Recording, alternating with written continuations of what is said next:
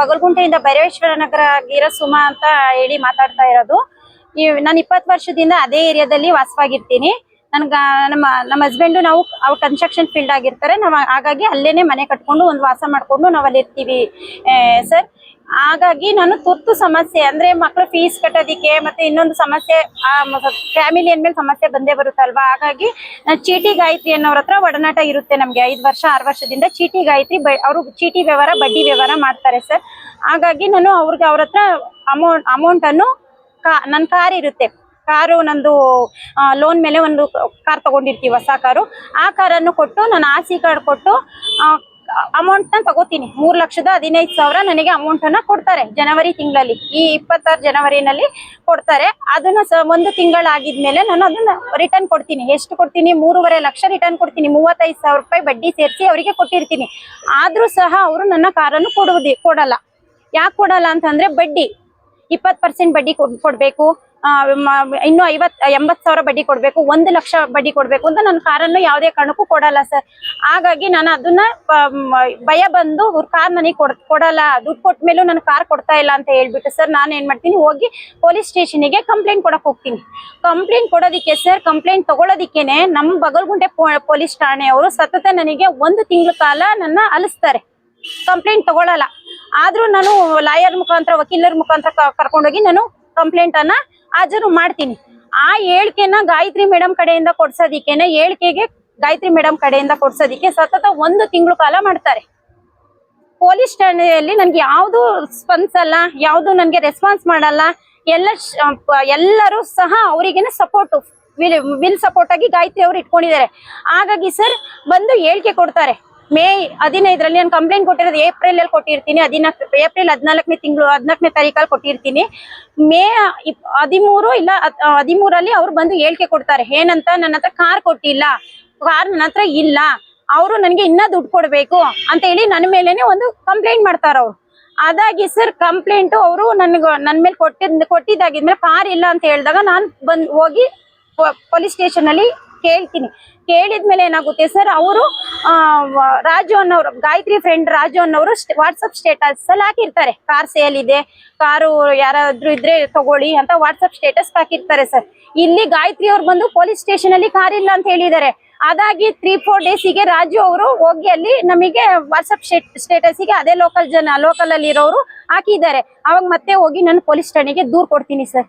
ದೂರ್ ಕೊಟ್ಟು police station ದೂರ್ ಕೊಟ್ಟರು ನಿಮ್ದು ಸರಿಯಾಗಿ ತಗೊಂಡಿಲ್ಲ ಸರ್. ಈ ವಿಚಾರವಾಗಿ ನಿಮಗೆ ಯಾರು ಜಾಸ್ತಿ ಕಿರುಕುಳ ಕೊಡ್ತಾರೆ? ಕಿರುಕುಳ ಸರ್ ಎಲ್ಲಿಂದ ಸ್ಟಾರ್ಟ್ ಆಯ್ತಂದ್ರೆ, ಅವ್ರು ರಾಜು ಅವ್ರಿಗೆ ನಾವು ವಾಟ್ಸಪ್ ಅಲ್ಲಿ ಸೇಲ್ಗೆ ಅಂತ ಹಾಕಿರ್ತಾರೆ ಸರ್. ಅದನ್ನ ನಾನು ಪೊಲೀಸ್ ಠಾಣೆಗೆ ದೂರ್ ಕೊಟ್ಟು ಕಂಪ್ಲೇಂಟ್ ಮಾಡಿಸಿದಾಗ ಆ ವಿಚಾರಣೆಗೆ ಅವ್ರು ಬರ್ಬೇಕಾಗಿರುತ್ತೆ. ಯಾರು ರಾಜು ಮತ್ತೆ ಗಾಯತ್ರಿ ಬರ್ಬೇಕಾಗಿರುತ್ತೆ. ಆ ಬರ್ಬೇಕು ಅನ್ನೋ ಸಮಯದಲ್ಲಿ ನಮಗೆ 2 ದಿವಸ ಹೋಗಿ ಕರೆಸ್ತೀವಿ ಅಂತ ಹೇಳಿ ಕಳಿಸ್ಬಿಟ್ಟು ಸರ್, ಆ ಹೇಳಿಕೆಗೆ ಬಂದಾಗ ಜಯಶ್ರೀ, ಈಶ್ವರಯ್ಯ, ಭಾಗ್ಯವತಿ ಇವರೆಲ್ಲ 20% ಬಡ್ಡಿ ಸರ್. ಅಲ್ಲಿ ನಮ್ಮನ್ನ ರಕ್ತ ಹೀರಿದ್ದಾರೆ ಸರ್. ನಾವು ಇರ್ಬೇಕಾ ಸತ್ತೋಗ್ಬೇಕಾ ನೀವ್ ಹೇಳ್ಬೇಕು. ಕರ್ನಾಟಕ ಜನತೆಗೆ ನೀವು ಇದನ್ನ ಫುಲ್ ಸುದ್ದಿ ಮಾಡ್ಬೇಕು ಸರ್. ನಾವು ಸರ್ ಎಲ್ಲಾ ವಿಚಾರವಾಗಿ ಆನ್ಲೈನ್ ಮುಖಾಂತರ ಒಬ್ಬೊಬ್ಬರಿಗೆ 20 ಲಕ್ಷ ಆನ್ಲೈನ್ ಪ್ರೂಫ್ ಕೊಟ್ಟಿದ್ದೀನಿ. ಆದ್ರೂ ಕೊಟ್ಟಿದ್ರು ಸಹ ಇನ್ನ ಬಡ್ಡಿ ಕೊಡ್ಬೇಕು, ಇನ್ನ ಕ್ಯಾಶ್ ಕೊಟ್ಟಿದೀವಿ, ಅಷ್ಟು ಕೊಟ್ಟಿದೀವಿ, ಇಷ್ಟು ಕೊಟ್ಟಿದೀವಿ ಅಂತ ನಮ್ಗೆ ಚಿತ್ರ ಹಿಂಸೆಗಳು ಕೊಡ್ತಾ ಇರ್ತಾರೆ. ಆಯ್ತು, ಈಗ ಈ ವಿಚಾರವಾಗಿ ಅಲ್ಲಿ ಪೊಲೀಸರು ಸ್ಪಂದಿಸಲಿಲ್ಲ, ಅದರ ಹೈಯರ್ ಅಥಾರಿಟಿಗೆ ಸಂಬಂಧಪಟ್ಟ ಸಚಿವರಿಗೋ ಅಥವಾ ಕೊಟ್ಟಿದ್ದೀನಿ ಸರ್. ನಾನು ಕೂಡ ನಾನು ಇವಾಗ ಕಮಿಷನರ್ ಆಫೀಸ್ ಕಂಪ್ಲೇಂಟ್ ಮಾಡಿದ್ದೀನಿ. ಮತ್ತೆ ಗೃಹ ಸಚಿವರಿಗೆ, ಮಾನ್ಯ ಗೃಹ ಸಚಿವರಿಗೆ ನಾನು ಕಂಪ್ಲೇಂಟ್ ಎಲ್ಲ ಮಾಡಿದ್ದೀನಿ ಸರ್. ಹಾಗಾಗಿ ನನಗೆ ನ್ಯಾಯ ಬೇಕು ಸರ್. ಇವರು ನನಗೆ ಬಡ್ಡಿ ಅಂತ ಚಿತ್ರ ಅಪಪ್ರಚಾರ, ಅವಮಾನ, ದೌರ್ಜನ್ಯ, ದಬ್ಬಾಳಿಕೆ ಎಲ್ಲ ನನ್ನ ಮೇಲೆ ಮಾಡ್ತಾ ಇದ್ದಾರೆ ಸರ್. ನನಗೆ ಪ್ರಾಣ ಬೆದರಿಕೆನೂ ಇಟ್ಟಿದ್ದಾರೆ. ಯಾಕೆಂದ್ರೆ ಮನೆ ಹತ್ರ ಹುಡುಗರುಗಳನ್ನ ಕಳ್ಸೋದು, ಲೇಡೀಸ್ಗಳನ್ನ ಕಳ್ಸೋದು, ಬಾಗ್ಲು ಹೊಡ್ಸೋದು.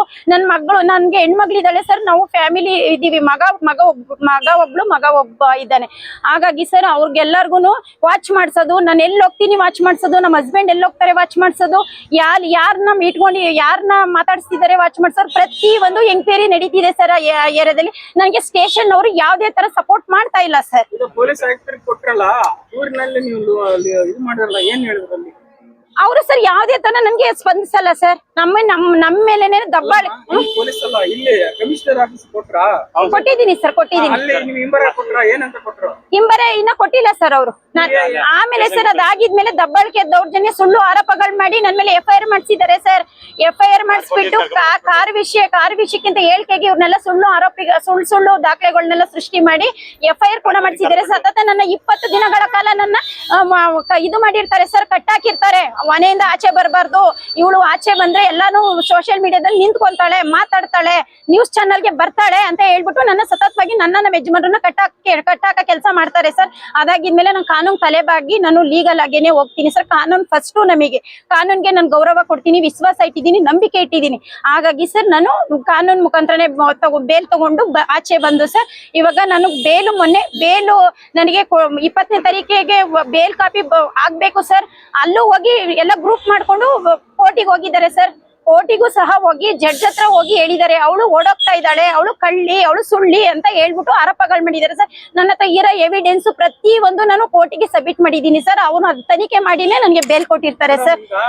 ಕೋರ್ಟ್ ಹೋದ್ರಿ, ಎಲ್ಲ ಆಯ್ತು, ಬೇಲ್ ತಗೊಂಡ್ರಿ, ಈಗ ನೆಕ್ಸ್ಟ್ ಏನಾಗ್ಬೇಕು ಸರ್? ನೆಕ್ಸ್ಟ್ ನನಗೆ ಇವರೆಲ್ಲ ದಬ್ಬಾಳಿಕೆ ದೌರ್ಜನ್ಯ ನಿಲ್ಬೇಕು ಸರ್. ಇವ್ರು ಎಲ್ಲಿವರೆಗೂ ನಿಲ್ಸಲ್ಲ ಸರ್, ನಾನು ಆ ಹೋರಾಟ ಅಲ್ಲಿವರೆಗೂ ನಾನು ನಿಲ್ಸಲ್ಲ ಸರ್.